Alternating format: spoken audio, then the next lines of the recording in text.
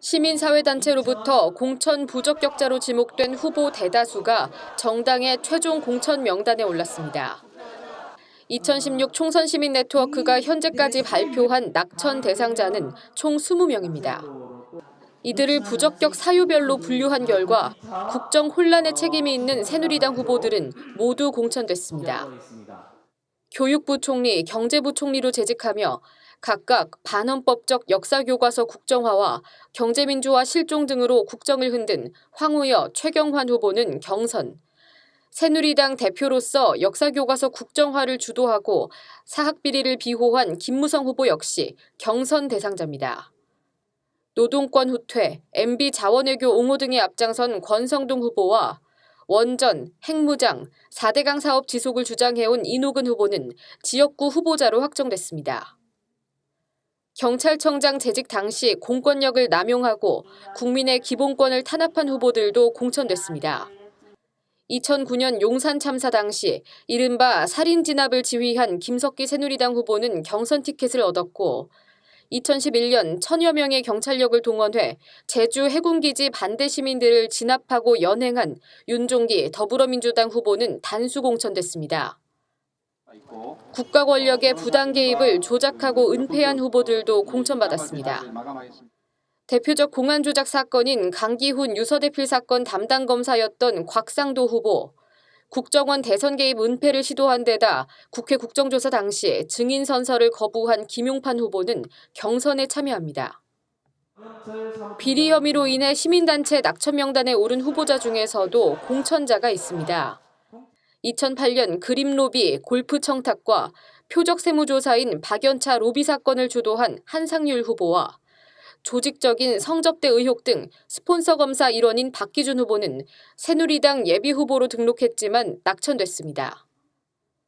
하지만 2008년 한나라당 돈봉투 사건에 연루된 김효재 새누리당 후보는 경선에 참여합니다. 김 후보는 청와대 정무수석 비서관이었던 지난 2011년 디도스 사건에 대한 수사 정보를 유출해 유죄를 선고받았지만 이명박 정부 말기에 사면됐습니다. 해외 교민과 세월호 유가족의 막말을 일삼고 경찰의 폭력 진압을 옹호했던 김진태 후보와 법원의 금지 결정에도 불구하고 전국 교직원 노동조합 명단을 공개하는 등 막말과 색깔론을 자행해온 조전혁 후보도 새누리당 후보로 출마합니다. 한미 FTA 협상 당시 미국의 입장을 관철시키기 위해 죽도록 싸웠다고 말했던 김현종 더불어민주당 후보도 경선에 참여합니다. 2012년 대선 당시 한미 FTA 재협상을 주장했던 더민주가 김 후보를 공천했다는 점에서 정체성 논란도 제기됩니다. 국가정보원 출신인 이철호 의원을 비롯해 이노근, 하태경, 박민식 의원 등 테러방지법 관련 법을 발의한 후보들도 공천 부적격자로 지목됐습니다. 총선 넷은 이 후보들이 테러 방지를 빙자해 국민 사찰과 인권 침해 법안을 주도했다고 지적했지만 새누리당은 이들을 공천에서 배제하지 않았습니다. 한편 윤상현 새누리당 의원은 이른바 노무현 NLL 포기 발언 등 허위 주장으로 인해 부적격자로 지목됐지만 이와는 다른 이유로 낙천됐습니다. 비박계를 쳐내야 한다는 공천 개입 녹취록이 공개되고 청와대 배후설까지 불거지자 새누리당은 어제 윤 의원을 공천에서 배제했습니다. 국민TV 뉴스 노지민입니다. 지금 스튜디오에 두 분 나와 계십니다. 우리 최요한 시사평론가 그리고 안진걸 참여연대 공동사무처장 나오셨습니다. 어서 오십시오. 예, 안녕하십니까. 반갑습니다. 예, 반갑습니다. 먼저 우리 안 처장님께 여쭤볼게요. 예. 시민사회단체가 뽑은 낙천자 명단 방금 노지민 기자가 보도를 했는데 여기서 말하는 낙천자 대상들이 다 공천을 받았어요. 낙천이 되는 게 아니고 이게 정당들이 그럼 시민사회단체 이런 뭐 주장 또는 의견 전혀 받아들이지 않는 건가요? 언제부턴가 새누리당은 아예 시민사회 의견을 무시하고 심지어 제가 면담 요청을 해도 만나주질 아예 않습니다. 그러니까 자기들이 모시는 대통령을 닮아가지고 남 이야기를 아예 안 듣는 스타일로 갔는데 다만 이제 윤상현 후보 같은 경우는 본인이 너무 큰 잘못을 저질러가지고 시민단체들도 거세게 반대했거든요. 그렇죠. 인천 쪽 시민단체들이 그 지역구 앞에서 농성도 하고 촛불 집회까지 할 정도였습니다. 많이는 아니어도 일부라도 영향을 끼쳤다고 생각하고 야당에서 이제 일부 포함된 인사가 있습니다. 예. 김현종 후보 같은 경우는 뭐 예, FTA를 그렇죠. 강행하고 FTA, 뭐 맞습니다. 위크리크스에 의하면 뭐 내가 미국을 위해서 있는 힘을 다했다 막 이런 이상한 표현이 나오잖아요. 예, 그렇죠. 그래서 탈락을 자랐는데 경선에 붙였거든요. 그러니까 단수 공천 안 되는 데까지 일부 영향을 끼치지 않았나. 근데 제일 화제가 되는 사람이 윤우덕 후보입니다. 예. 원래 총선 시민 네트워크 차원은 맞습니다. 아니고 그 그렇죠. 산하에 예. 한 개 단체인 청년 네트워크가 예. 선정을 했는데 예. 따님 청탁 전화건으로 예. 나중에 청탁까지는 아니지만 아무튼 전화는 부적절한 걸로 밝혀졌는데 예. 청년단체 소명을 들어보니까 자기네 안 것보다는 저기 이렇게 그 비판의 강도가 좀 낮아진 것 같다 해서 그걸 그 재심위원회에도 보내준 모양입니다. 그러니까요. 그래서 원래 그것 때문에 포함됐었는데 예. 청년단체도 입장도 누그러졌다고 하니 그래서 이례적으로 재심이 받아진 예. 그래서 그래도 야당은 시민사회 목소리에 귀를 기울이는 그런 형국이지만 여당은 아예 무시하고 있다.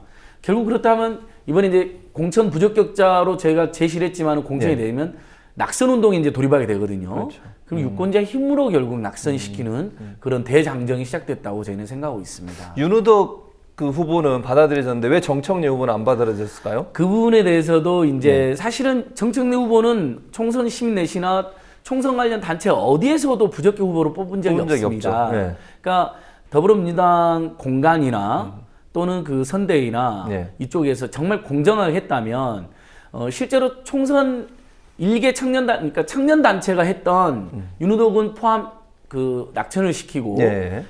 총선 시민 네트워크가 1000개 단체 의견을 모아가지고 발표한 김현종은 예. 경선을 시켰잖아요. 그러니까요. 그러니까 앞뒤가 안 맞는 설명을 하고 있는 거죠. 그러니까 야당도 마찬가지네요, 예, 결국은. 야당도 예. 일정하게 듣는 척은 하지만 예. 자신들의 유리한 방향으로. 그래서 우리 국민들이 안타깝게 생각하는 정책론 같은 경우도 시민단체들의 대체적 평가는 의정활동을 잘했다는 평가입니다. 그렇죠. 근데 그런 목소리들은 전혀 전달이 안 되고 무엇 때문인지 뭐 처음부터 정무적 판단으로 예. 이렇게 아웃시킨 건 아닌가 하는 많은 문제의식들이 이렇게 시민단체들 사이에서 있는 걸로 알고 있습니다. 그 최 평론가님 예. 누구죠? 지금 말씀 윤상현 의원 예. 이제 컷오프 됐단 말이에요. 예. 근데 이제 물론 다행인 것은 막말하는 사람 당연히 쫓아내야죠. 그건 맞는데 지금 이제 우리 해석으로 하면 이게 낙선운동이나 그 낙천운동 하는 사람이 포함됐다고 볼 수 있지만 또 한편에서는 새누리당에서는 친박 하나 잘라내고 비박계를 완전히 학살하겠다. 예. 이런 의도로 낙천을 시켰다. 이렇게 얘기가 나오고 있는데 그 부분 어떻게 보십니까? 그렇죠. 그러니까 윤상현 의원의 사례는 예. 그러죠. 그러니까 내가 상대방의 목을 치기 위해서 내 살을 내준 경우라고 말씀드릴 수 있고요. 예. 더 정확하게 말씀드리려면 예. 이번 선거의 전체 프레임은 박근혜냐 박근혜 아니냐의 싸움으로 돌아섰다. 즉 다시 말씀드리면은 전체의 국정을 운영하는 대통령으로서의 박근혜 대통령이 아니라 한 정파의 수장으로서 예. 나를 반대하는 다른 정파라든지 뜻을 달리하는 정당에 대해서는 이제 적으로 돌리는 그래서 선거의 전체 프레임을 박근혜냐 박근혜 아니냐의 프레임으로 돌렸다. 근데 현직 대통령으로서 힘이 있으니까 거기 따라붙는 그 정치인들이 많은 것이고요. 예. 이거는 대통령으로서 혹은 정당의 수장도 아니고 한 나라를 운영하는 대통령으로서 부적절한 행위를 계속적으로 진행하고 있다. 자, 대구 방문하고 부산 방문하고 이런 건 아니거든요. 그렇죠. 예전에 노무현 대통령이 말 한마디 했다가 내가 속한 정당이 활성화해서 잘 됐으면 좋겠다 말 한마디 했다가 탄핵당했는데 그렇죠. 이거 같은 경우는 언론조차 문제 제기하고 있지 않는 예. 굉장히 큰 심각한 문제라고 생각합니다. 그렇죠. 홍 소장님, 이게 지금 정당들마다 이게 공천 과정에서 안심번호 이용해서 뭐 여론조사하고 ARS 조사해서 누구를 후보로 공천할 거냐 결정하는데 이런 식의 그 공천 방식, 여론조사를 통해서 정당에서 어떤 사람을 공천할지 말지를 결정하는 방식이 타당하고 합리성이 있는 방식일까요? 뭐 지금 여론조사는 절차적 타당성만 이제 쫓아서 여론조사에 당에서 해결 못하는 거를 예. 여론조사 기관에 위임한 겁니다. 예. 근데 이번에 여론조사로 하는 방식에서 한 두 가지가 문제가 있습니다. 예. 여론조사를 하더라도 충분한 시간을 갖고서 현역 의원이든 정치 신인이든 충분한 얼굴을 알리고 정견을 발표할 기회를 주고 여론조사를 했으면 좋았는데 그게 예. 없었다는 거고요. 예. 두 번째는 여론조사가 지금 보면은 안심번호라고 하는데 저는 그런 용어를 참 싫어합니다. 예. 그러면은 나머지는 비안심번호인가요? 사실 지금 이 여론조사에서는 지금 그 조사 방법이 무선 전화를 갖고 이렇게 하다 네. 보니까 생각지 않았던 또 다른 문제가 발생을 합니다. 예를 들어서 세대별로 정당 지지율이나 응답률이 이렇게 다르다 보니까 예. 특정 세대, 특정 지역에 과표집이 되거나 이런 문제가 발생할 수도 있고요. 실제 지금 그런 문제가 있는데다가 지금 여론조사하는 거는 아까 얘기했지만 동일한 결과는 뭐냐면 확률 추정이기 때문에 오차범위라는 게 존재합니다. 그렇죠. 오차범위라는 게 존재하는데 우리가 1000명을 했을 때 플러스 마이너스 3.1 즉 하면 6.1% 정도의 표본 오차가 기본적으로 예. 발생합니다. 거죠. 거기다가 비표집 오차까지 감안하면 실제 오차가 굉장히 많이 발생하는 겁니다. 예. 근데 그런 어떤 그 기본적인 전제를 지금 무시하고 절차적으로 이거를 진행해서 그냥 결과를 승복하라. 예. 이렇게 하니 이 조사가 내가 볼 때는 여론조사의 어떤 본취지하고 상당히 다르게 지금 이용되고 있다. 이러고 최 있는 선생님 거예요. 말씀하시죠. 그 민주국가에서 예. 여러 가지 여론이 있고 그것을 취합하는 것은 리더십에 의해서 진행되는 거죠. 여론이라는 것은 어느 하나를 딱 잘라서 이게 우세승, 이게 패배 이게 아니라 전체 국민의 의견이 어떻게 흘러가는지에 대한 트렌드를 보여주는 겁니다. 네. 그런데 이거를 언제부터인가 대한민국 정당들이 한순간에 뚝 잘라서 여기에 더 높은 사람한테 공천 주고 그렇지 않고 방금 우리 홍 선생님께서 말씀하시는 것처럼 표본오차 엄연하게 존재함에도 불구하고요. 예. 이거는 대한민국 정당 민주주의, 네. 정당 정치가 제대로 돼 있지 않은 것이다. 이건 좀 진보 정당부터 이런 것들은 고쳐 나가야 된다. 이 말씀을 꼭 드리고 싶어요. 지금 이야기했지만은 우리 대중들은 예. 그 판단을 하는 데 있어서 갖고 있는 정보를 갖고서 판단을 합니다. 예. 정보가 달라지면 다른 판단이 나옵니다. 예. 제가 이제 우리 대중 국민들의 판단의 합리성을 내가 이야기하는 것이지 예. 정보 자체가 합리적으로 충분히 골고루 항상 어느 사회든지 제공된다는 그거는 전제는 쉽게 받아들이면 안 되는 거예요. 그래서 제가 후보에 대한 여론조사를 하려면 충분한 여론조사에 대한 정보가 있어야 된다는 부분, 이 부분에 대해서 이야기를 하는 거고요. 두 번째는 이게 이제 후보자에 대한 충분한 그 정보가 없다 보니까 예. 신인들이 굉장히 힘든 거예요. 여론조사에 대고 그렇죠. 어떤 문제가 발생하나니 자 이렇게 하니까 여론조사를 한 이틀 하루 이틀 정도로 가니까 여론조사가 딱 나가면은 예. 이 전부 조직적으로 대응을 하는 거예요. 대응을 그렇죠. 하는데 한두 시간도 안 갑니다. 1시간 정도면 되면은 이미 다 캐치를 합니다. 그래서 자기 지지자들, 자기 세력들을 쫙 대기를 시켜서 전화를 받게 하는 거죠. 네. 그러면은 현역 의원들은 당원도 있고 조직도 있고 세가 있으니까 그런 걸 잘 합니다. 네, 근데 정치 신인들은 이름도 못 알렸어요. 그리고 그런 조직을 할 틈도 없어요. 돈이 있어도 시간이 없었어요. 이번에는 시간도 없고 뭐 이렇게 하다 보니까 아무런 지금 편법을 써도 할 수 있는 시간도 없다 보니까 어떻게 조직적 대응을 못 하는 거예요. 그러다 보니까 5번에 이루어지는 여론조사는 이 정치 신인들한테 굉장히 불리한 그러다 보니까 상향식 시스템 그 공천으로 여론조사를 갖고 갔는데 예. 여론조사가 그런 역할을 그나마 조금이라도 할 수 있는데 그걸 못 했습니다. 안 처장님 이게 네. 그 국민의 눈높이가 있잖아요. 공천에 대해서 특히 예. 이제 저는 그렇게 생각합니다. 야당 같은 경우에는 시민사회단체나 아니면 같이 보조를 맞춰야 되는 사실 그런 관계잖아요. 예. 거기에 눈높이에 과연 지금의 더불어민주당의 공천의 결과가 맞는 건지. 그러니까 뭐 처음부터 예. 어떤 가이드라인을 설정해서 좀 자기들이 마음에 안 드는 사람들 솎아내는 방식이 있었다. 예. 사실은 공천 대학사는 지금 새누리당에서 벌어지고 있는 건데 그렇죠. 박근혜 대통령이 마음에 안 드는 사람들 몰아내는 방식이잖아요. 예. 그러면 국민들이 그렇게 오만하고 반민주 방식을 싫어하거든요. 특히 선거를 앞두고 오만한 발언했던 세력이 많이 심판받았어요. 그럼 야당이 굉장히 좋은 기회였는데 예. 야당이 공천한 방식 역시 뭐 김종인 또는 어떤 뭐 예. 몇 명 거론된 분들이 주도를 했다. 예. 그러면서 정무적인 판단을 몰아냈다. 예. 이렇게 되니까 여야가 변별력이 없이 모두 공천에서는 상당히 국민들 입장에서는 납득할 수 없는 모습으로 비춰졌거든요. 예. 야당이 선거를 한 달 정도 앞두고 변별력을 확보할 수 있는 중요한 타당성을 저는 이번에 공천 모습에서 상실한 면이 있다고 생각합니다.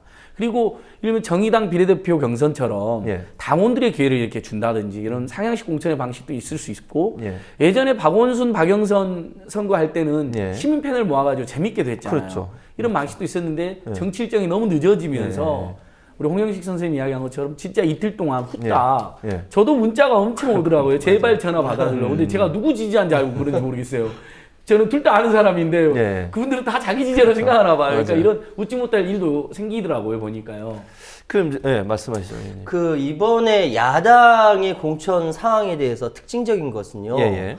예전과는 굉장히 차이가 크다. 지금 뭐라고 말씀드리면 집권 여당은 돈도 있고 조직도 있고 여러 가지 가진 것이 많기 때문에 예, 야당이나 심지어 우리 안 처장님께 죄송한 시민단체 눈치를 안 보거든요.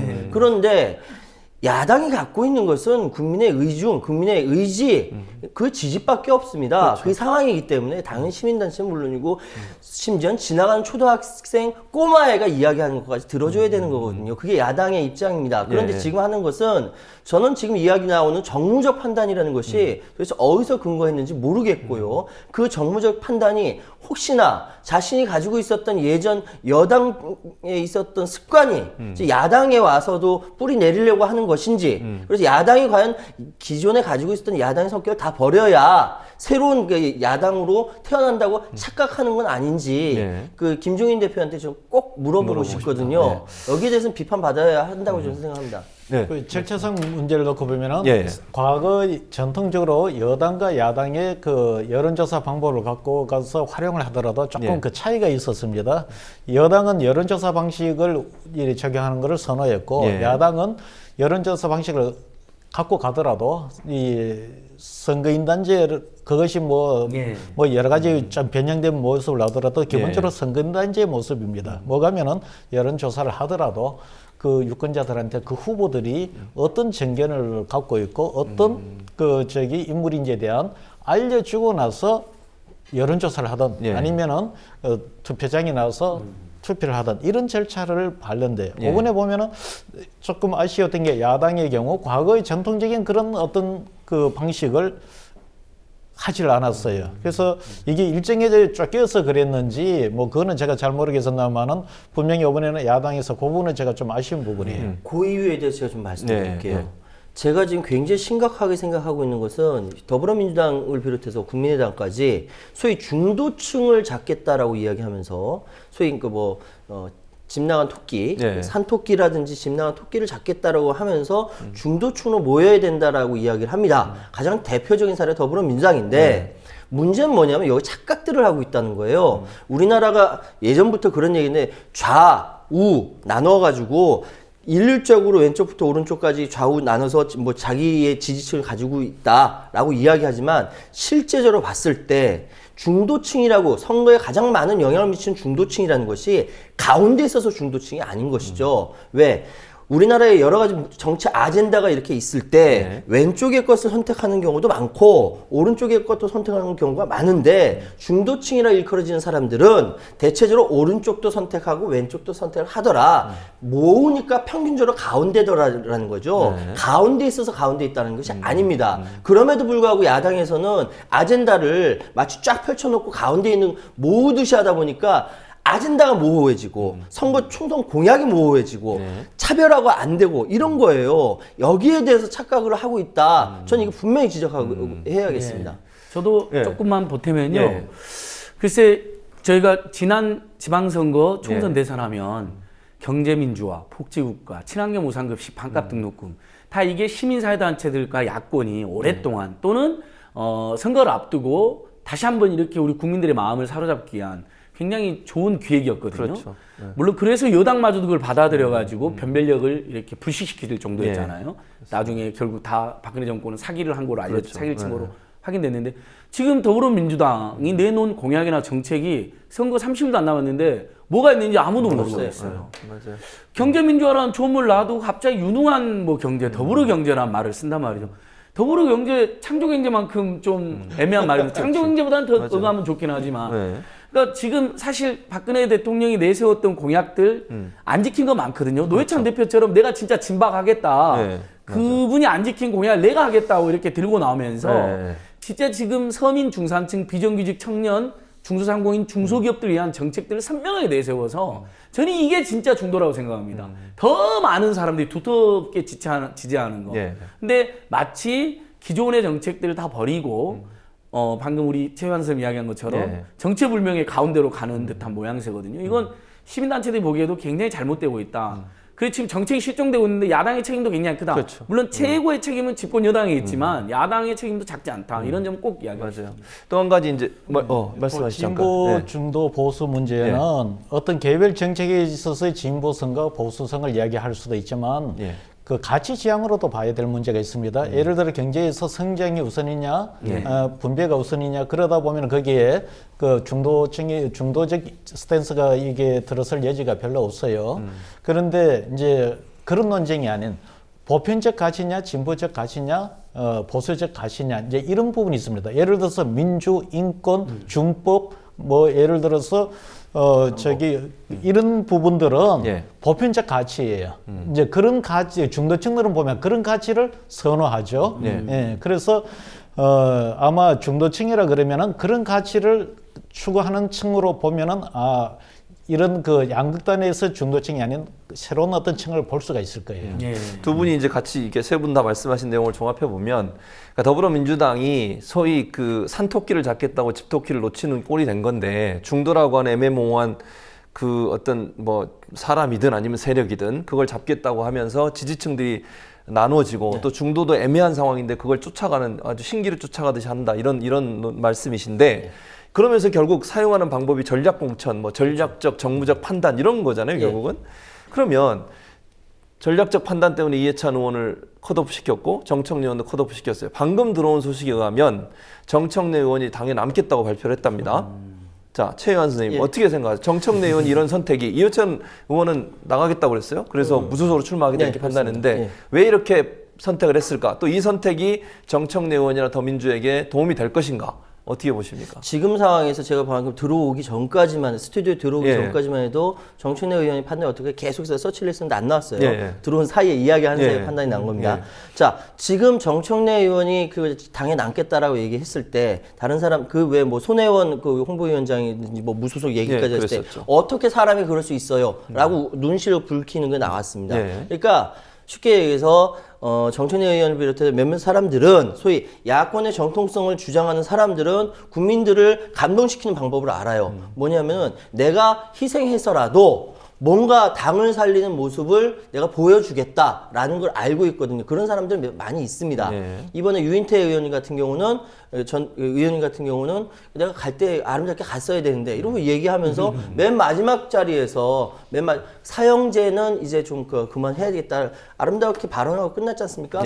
자, 정치인이 국민들에게 보내는 메시지나 아니면 당원들에게 보내는 메시지나 그 상황에서 자기가 희생하면서 보이는 이 자체에서 그 국민들의 감동을 주면서 그 사람은 나중에 다시 성장을 하게 돼 있어요. 저는 정청래 의원도 그 길게 본 안목에서 선택했다고 생각을 하고요. 그렇다고 해서 이해찬 의원이 잘못된 판이냐 그렇지는 않다고 생각하거든요. 왜냐하면은 이번에 정무적 판단이라는 아주 애매모호한 결정으로 인해서 멀쩡한 계속적으로 정치적 활동을 할 수 있는 기반을 갖고 있는 전혀 결격 사유가 없는 사람이 날아가는 건 정의의 부정이거든요. 그거를 인정하지 않고 나는 무소속으로 판단받겠다 국민들에게 하는 이해찬 의원의 판단도 좀 옳다고 생각합니다. 그렇다면은 야당은 지금 어디 있어야 되는가? 어디 있어야? 제가 안 처장님의 앞에 있어서 얘기하는 게 아니라 지금 시민사회 단체를 비롯해서 많은 사람들이 걱정하고 있어요. 야당에 대해서. 국민의당도 걱정하고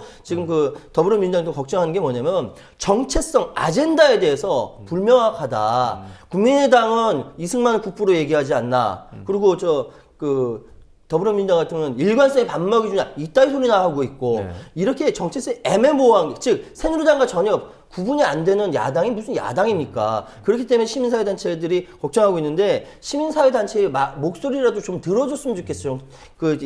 공천을 할 때 그렇지 않는 상태 그런 야당 전 지금까지 한 번도 본 적이 없습니다. 그러니까 지금 시민사회단체 네. 의견을 안 듣고 있는데 고맙습니다. 그러면 재환 선생님. 그러니까 시민사회단체에서 낙천자 명단 발표했는데 이게 지금 정당에서는 안 듣는단 말이에요. 예. 그런데 혹시 안 처장님 생각하실 때에 선거, 그러니까 여론이나 선거에 영향을 줄 수 있다고 보십니까? 자, 솔직히 말씀드려서 예, 2000년 총선연대 낙선운동, 예. 2004년 낙선운동에 비해서는 이제 그동안 정당 정치도 상당히 정상화된 면도 있고 또 NGO들이 가지고 있었던 조금 과도한 영향이 또 이렇게 줄어들어서 예. 예전 같은 영향력은 안 될 겁니다. 예. 다만 저희는 그래도 수도권이라든지 부산 경남권이라든지 충청권에서 박빙인 곳에서 예. 예를 들면 그쪽에서 나왔는데 굉장히 저희가 이제 낙천 운동을 하는 게 그 사유가 또 되게 합당하거든요. 아까 예. 노지민 기자께서도 잘 설명해 주셨듯이 예. 뭐 노동계약을 일방적으로 강행하면서 그게 사실은 청년을 위하는 길이라고 거짓말하고 사기를 쳤는데 예. 청년 단체들이 거부하는 거거든요. 예. 근데 그렇게 청년을 이야기했던 사람들이 실제로는 청년을 위한 청년수당이나 청년배당에 대해서는 무슨 악마의 속삭임이니 아편이니 이렇게 정말 말도 안 되는 소리 일삼았습니다. 이런 것들이 다 심판사로 되어 있고 예. 역사교과서 국정화에 앞장선 것들 그다음에 세월호 가족들한테 막말하고 망언한 것들 예. 뭐 이런 굉장히 보편적으로 시민들이 생각하기에 해도 해도 너무했다는 사유들을 제가 정리해놨기 때문에 예.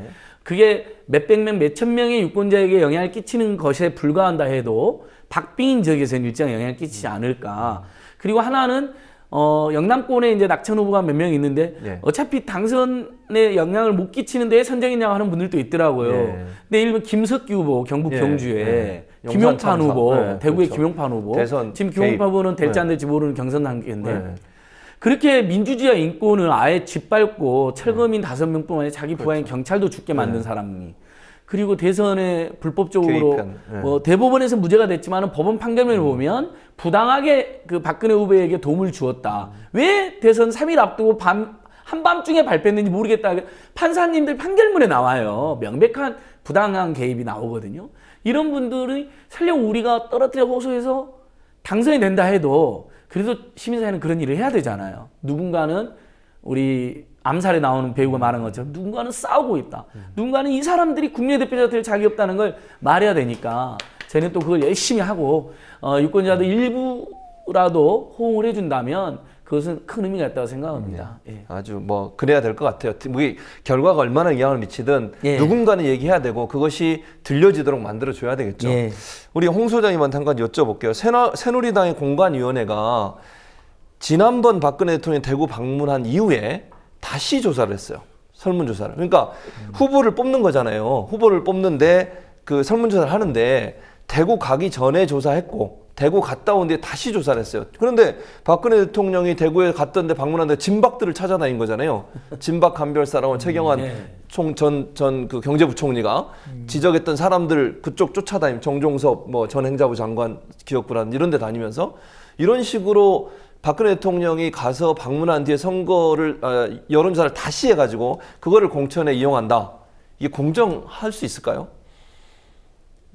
박근혜 대통령이 대구의 경우 다녀가면은 예. 박근혜 대통령 지지자들의 결집 효과는 분명히 있을 겁니다. 예. 그리고 사실 그 당시 이제 대구 분위기가 그랬던 거예요. 진박 후보라고 이야기를 하는데 대구 쪽에서는 저분들이 진짜 진박이냐에 대해서 회의를 좀 갖거나 아니면은 확신을 못 했었어요. 결집 효과도 있었지만은 아마 내 느낌에 그 지역에서 저분들이 맞다. 그 시그널을 갖지 않았을까. 그러면 뭐 결국 정도. 여론조사에도 영향을 미칠 가능성이 충분히 있는 거죠. 그러면은 여론조사에 영향을 미칠 수가 있겠죠. 예. 박근혜 대통령을 지지하시는 그 유권자들은 아무래도 이제 그 후보들에 대해서 다시 보게 되겠죠. 예. 최 선생님, 여론도 그렇지만 언론에서 보면 특히 종편에 보면 엄청나게 예를 들면 뭐 공천에 문제가 있다. 정청래 의원이든 이해찬 의원이든 이런 갈등설을 더불어민주당이나 국민의당은 막 확대해서 보도하고 예. 새누리당은 뭐 윤상현 막말이든 또는 그 비박과 친박 간의 어떤 물밑 간의 접촉이든 이번에도 뭐 피해 학살이라고 얘기할 만큼 비박계를 쳐내는 과정 이런 부분들을 그렇게 도드라지게 보도를 안 한단 말이에요. 종편에서 그렇게 이야기하는 거는 의도가 예. 있어서 얘기하는 거고요. 예. 저는 그걸 뛰어넘어서 대한민국 언론 전체가 어떤 식으로 이야기를 하는지 그걸 좀 유심히 지켜봐야 된다고 말씀드리고 싶은데 예. 자, 어떤 사안이 벌어졌을 때 기자라든지 언론 미디어는 원인이 무엇이고 과정이 어떻게 되고 결과가 어떻게 됐다는 걸 명확하게 이야기해야 됩니다. 더군다나 선거 기간에서는 이 당의 공약이 무엇이고 저 당의 공약이 무엇이며 비교해주고 네. 여기에 대해서 객관적으로 해야 되는데 지금 상황은 분명히 그 시청률 경쟁 때문에 종편에서는 더 그렇고요. 시청률 경쟁이요. 좀 더 자극적이고 좀 더 말초 신경을 자극하는 단어라든지 이런 걸 사용하면서 쭉쭉 시청률이 올라가거든요. 네. 거기가 광고가 붙고 네. 그렇기 때문에 그렇게 막말하는 패널도 여전히 지금까지 계속 황모 패널이라고요. 네. 나오고 있는데 자, 언론에서는 분명 이건 정당의 책임도 있지만 언론에서는 여기에 대해서 싸움을 붙이는 보도를 해서는 안 됩니다. 언론이 해야 될 것은 사회적 공기로서 무엇이 옳고 무엇이 그른지에서 구분을 해줘야 되는데 이거 싸움을 붙이는 서로 막 이전 투구하는 것을 보여줌으로 말미암아 국민들이 에이 정치권 다 똑같아 이놈이나 저놈이나 다 똑같아 라고 하면서 정치 환멸을 느끼게 되거든요. 그럼 누구한테 유리해지냐면은 명백하게 현재 조직을 계속 가동하고 있는 집권 여당한테 유리해진다는 것이죠. 언론은 그걸 뻔히 알면서 지금까지 그렇게 해왔고 앞으로도 그렇게 할 겁니다. 그러면 이 언론들을 보는 우리 시청자 여러분께서는 그리고 우리 국민TV를 조합원 여러분께서는 명확하게 언론들이 어떻게 의도를 하는지 그 의도까지 다 파악해서 주변 사람한테 이야기를 해줘야 돼요.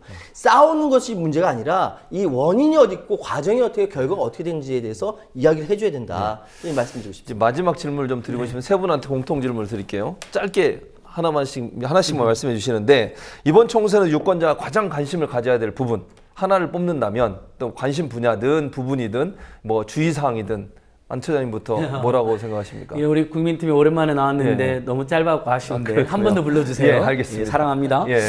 예, 아무래도 총선 시민 네트워크가 4년이나 8년 전보다 훨씬 활발하게 움직이고 있거든요. 예. 낙천 명단 19명 예. 발표했는데 그 명단들 한번 유심히 보시면 영남만 있는 게 아니라 수도권에서 이노근, 김효재, 조전혁, 황우여 등 나름 박빙 지역 많습니다. 그러네요. 예. 이 지역에서 우리 유권자들이 시민사회단체들의 호소가 일리 있다고 몇백 명만 마음을 바꿔주셔도 중도층이 저희 이야기 호응해줘도 당락이 바뀔 수가 있거든요.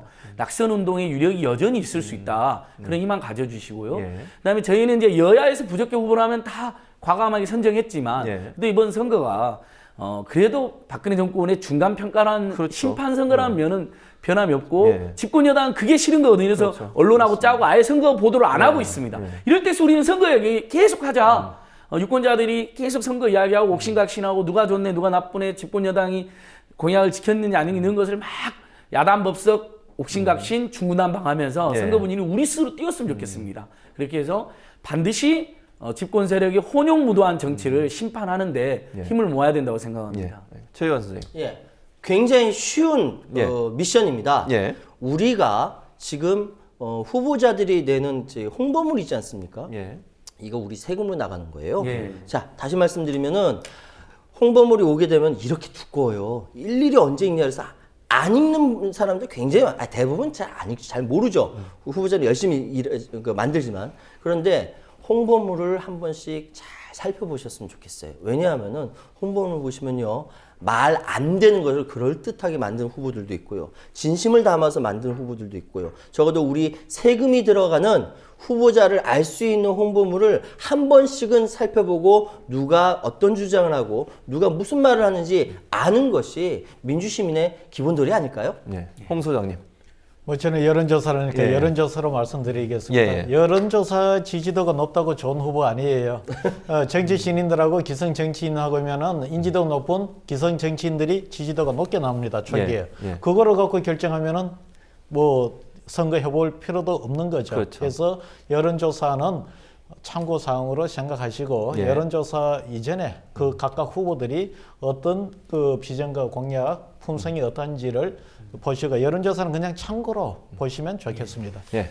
예. 1분만 예, 말씀하시죠. 제가 오랜만에 나와서 예. 마침 총선 시민 네트워크에서 지금은 선거 분위기를 죽이려고 하는 예. 정권에 맞서서 총선 시민 네트워크 홈페이지 오시면 3분 총선이라고 하는 기가 막힌 프로젝트가 지금 시작됐습니다. 예. 딱 3분이면 자기 동네에 나오는 후보들의 면면과 낙천 낙선 대상 후보인지 이상한 행동을 하지는 않았는지 어떤 법안이 찬성했는지 반대했는지를 아주 쉽게 일목요연하게 보여주는 프로그램이에요. 예. 그래서 지금 벌써부터 많이들 들어오고 계시거든요. 예, 지금 화면에도 예. 나오고 있어요. 아 그렇습니까? 네, 아주 3분 고맙습니다. 총선이라고. 그래서 총선 예, 시민 맞습니다. 네트워크 홈페이지와 3분 총선 홈페이지에 예. 지금 이제 아직 정보가 덜 입력된 것도 있어요. 예. 근데 후보자 등록 이제 마칠 때쯤이면 완벽하게 기가 막힌 정보들이 다 입력돼 있을 거다. 3분이면 좋은 후보, 나쁜 후보 감별할 수 있다. 저쪽이 진박 감별사를 동원했다면 우리는 좋은 후보, 나쁜 후보 감별사를 활용하시기 바랍니다. 예, 꼭 여러분들, 시청자 여러분들 꼭 3분 총선에 가셔서 예. 점검해 보시기 바랍니다. 세 분 오늘 말씀 감사합니다. 예, 고맙습니다.